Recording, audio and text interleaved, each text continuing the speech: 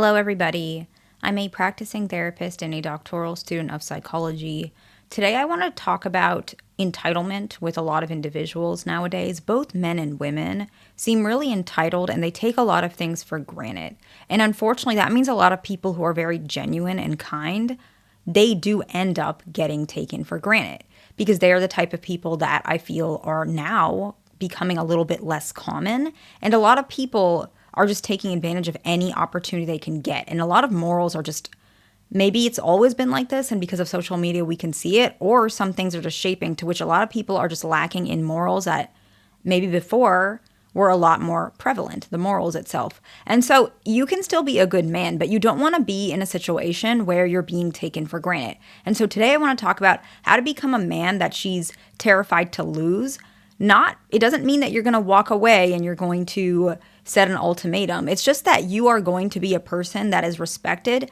And if you need to, you will walk away because you don't want to be taken for granted. It's not healthy for your mental health. And it's also not good for her to get away with these behaviors, whatever it is, time and time again. And so we're going to discuss ways to adjust some of your behaviors and the presenting affect that shows up so that she can be able to understand your value before it's too late. It's not your job to teach her this. However, it's going to make things a little bit easier for you. Also, just in the dating space, if you're looking to connect with someone, this in general will vet manipulative women and manipulative people in general.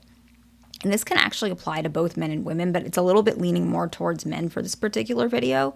The first one is actually being present when you're talking to her. This is about your standards and your respect as yourself. It's going to also distinguish women who are not present as well, because you'll start seeing a very big gap.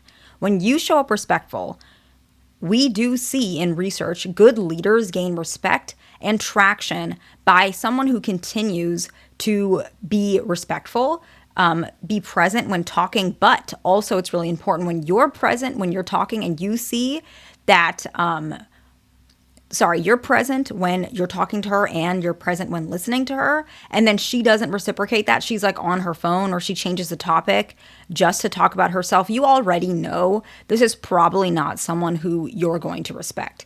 Yes, you could probably stick around, but if you don't see her changing those things, which likely she's not going to because she's been doing this for so long, it depends though, it depends.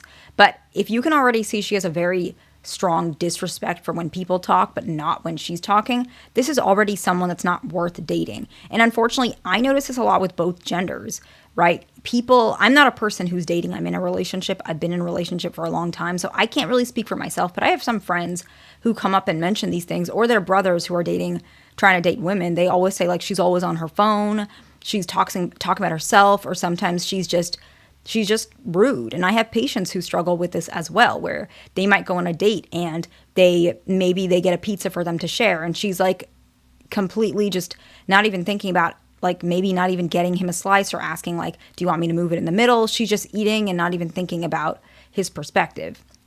And we're seeing that more and more people are just losing respect for other people and they're thinking more about themselves. And so when you're present, when you're talking to her, you are already showing up as somebody that you would respect. You feel like you deserve respect. And if she doesn't meet you that way, that's already a sign that maybe this person is not worth it. But she's also going to subconsciously respect you as well because you're modeling that behavior. The next one is having a life outside of her. She's important. Sure. If you're dating a woman, if you're in a relationship with her, if you're married, yes, she is important. But other things are going on in your life too. The most important thing, let's say, at your job is perhaps, I don't know what your specific job is, but for me, it's making sure that my documents are in order, that my patient care is ethical, that I'm helping patients, that I'm giving them the treatment that they need. Those are the most important things. But other things that are important is, as I mentioned in my, like if you're trying to book a call with me, you can see that I don't dress like I dress here, right? This is YouTube. But another important thing is how I show up. I'm not going to show up wearing like casual clothing like I'm wearing right now. I have to show up a little bit more, so it's setting boundaries. It's professional, right? There are certain things that are more important than others, but they are all still important. I don't want to neglect other parts of my job, right? The same thing. She's important, but you also don't want to neglect other parts of your life just because she's the most important piece. If I care so much about my patient care, which I do, it's the most important thing. That also means that I have to show up setting boundaries. I have to show up wearing proper attire. I'm not just going to show up like only caring about one thing. Patient care is the most important. Everything else falls away. I'm still neglecting my patients and myself as a provider, right? I'm not showing up as I should. It's unethical, actually. And I know it's not exactly the same thing, but in a relationship, if you only put one thing that's important and everything else is neglected, you're actually neglecting most of the relationship, because you're also part of that relationship. It affects that perspective that she will have of you, but it's also going to affect the perspective you have of yourself. And that's going to cause it, whether we want to accept it or not, it's true. She's going to take you for granted. It's easier for her to take you for granted because you're already taking yourself for granted. The next one is be emotionally regulated. This one is very important. Any person who is not emotionally regulated, even her, right? If she's not emotionally regulated, it's going to make you feel a type of way as well. If she's showing up and she's not emotionally regulated, likely you're going to think, okay, is this even a person I want to invest in? There's going to be a part of you that feels that way. She might feel that way as well. If you're lacking those skills to regulate yourself, and everybody's a work in progress. We're all a work in progress. You don't have to be perfect. But as long as it's something that you're trying to stay on top of, she will likely respect you more. And if she's a person that's not regulated and you're emotionally regulated, you will already see, okay, maybe this is a person that I don't want in my life. Because if you're dysregulated and she's dysregulated, it's harder for you to see how abnormal the relationship really is. But if you're regulated and she's all over the place, she's very dysregulated, you can already see maybe this person is not a person I want unless she steps up, unless she changes.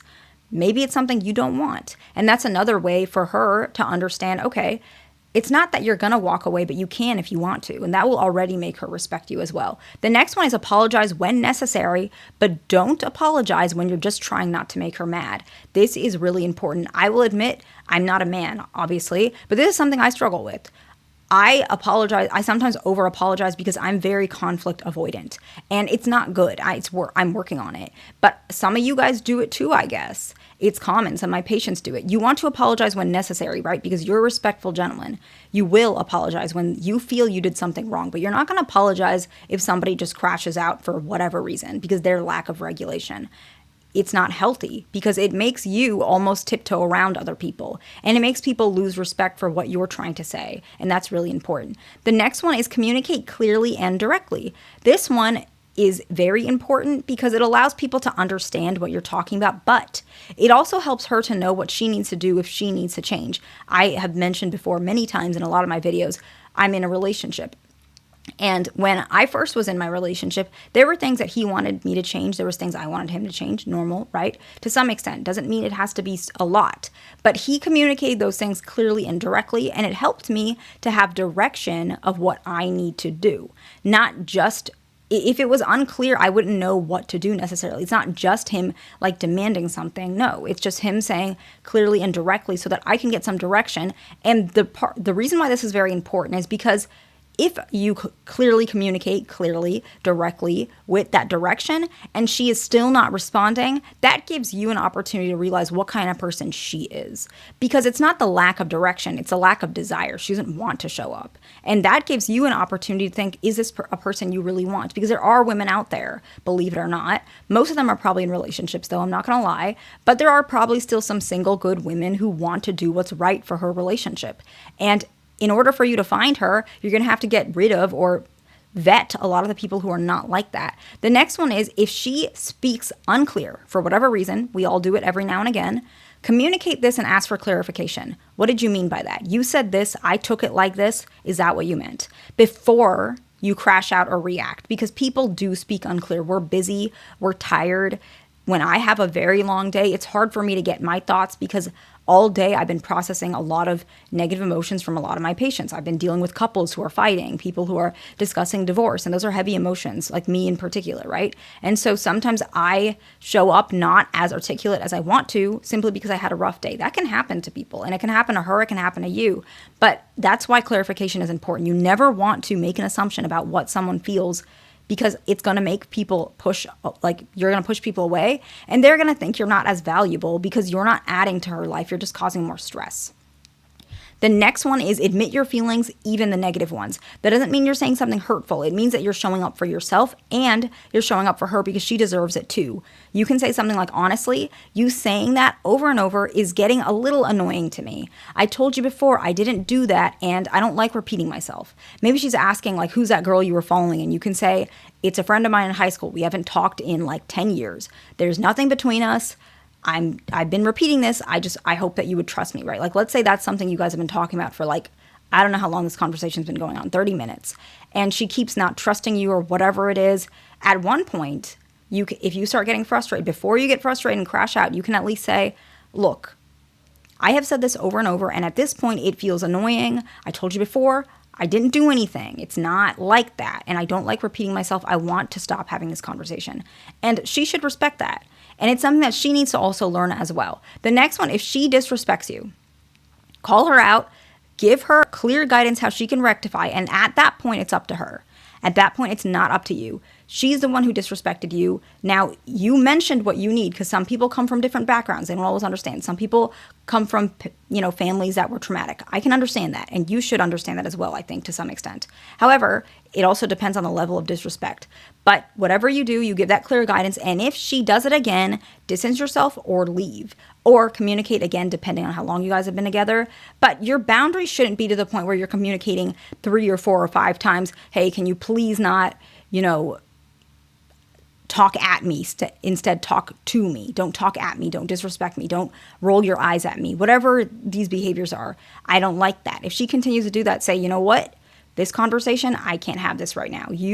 I told you so many times, I don't like when you roll your eyes at me. You keep doing it. I'm starting to feel like this relationship is not going in the direction I want it to. You can have that conversation because if you have mentioned clearly what you need from her and she's still not giving it to you, at that point, regardless of her trauma, it's still a choice she's choosing. And she might not be taking it seriously. So that's up to you to decide. It's your life and you have to spend it the way that's best for you because your mental health is affected by the people around you. In fact, I have so many patients that their mental health is actually very affected by the people in their life to the point where they might be doing really well. I might be working with a patient, he's doing excellent, and then he's with this girl he starts dating this girl. She seems great at first. I'm kind of potentially feeling like maybe she's a little bit abnormal, but I'm going to trust him. And then before you know it, she starts doing things that are not healthy. She might try to physically hurt him. Seriously, this happens. And at that point, he's like, oh, I didn't realize I was like, feeling less about myself, feeling uncomfortable with myself, feeling trapped. And I am, mentioning these things to my patients, but sometimes they just don't. Unfortunately, I can't just say, I feel like this woman is going to do this. I can say her behavior seems abnormal. It seems controlling. It seems like this. But some patients just don't listen until it's too late. And that's scary. Obviously, I have to take precautions on my own side, mention that I've told them multiple times, but I don't want you in that situation. It's getting very, very common. And I don't want you to be in this situation where it's too late. We're seeing this stuff on the news a lot where we see a woman, she's very entitled, she's very abnormal, men too. And then they hurt their spouse or they hurt their girlfriend or boyfriend. And I know that sounds like very extreme, but you have to protect yourself. You have to protect yourself because you don't know who this person is, no matter what. You don't know what they're capable of. But if they're showing you what they're capable of and you're ignoring that, that is partly on you to some extent. I'm not saying it's your fault, but you have to set yourself up to where you can protect yourself because at the end of the day, you don't know who has your back until you're at that point. And I don't want you to be at that point. So protect yourself throughout, not just when necessary, okay? So I hope this video is helpful to somebody. Please like, subscribe. I'll see you in the next one.